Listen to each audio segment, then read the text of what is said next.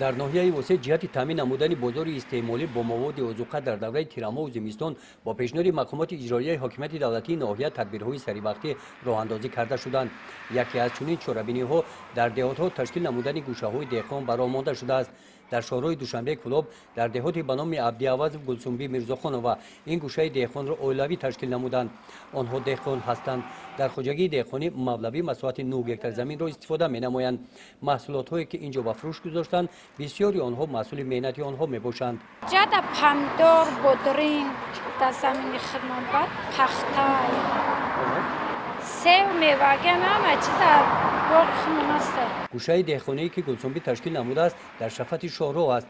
аз ҳамин сабаб харидорон на танҳо аз ноҳияи восеъ балки аз ҳамаи шаҳру ноҳияҳои минтақаи кӯлоб мебошанд. тиҷорат инҷо гарм аст. дар қатори дигар зироатҳо фурӯши моҳӣ ҳам ба роҳ монда шудааст. гулсумбӣ мегӯяд ки тирамову зимистон талаботи истеъмолкунандагон ба моҳӣ зиёд мешавад. аз хулосаи соли гузашта аз ҳамин ҳавз тобистон ҳафтае то 1 тонна моҳӣ савдо мекард. зимистон бошад ин рақам якчанд маротиба зиёд мегардад. фаъолияти ҳамин гуна гӯшаҳои деҳқон дар дигар деҳотҳои ноҳия ба роҳ монда шуданд. гузориши хоҷа назриев, худойназар зуҳуров аз ноҳияи восеъ барои барномаи иттилоотии Навид.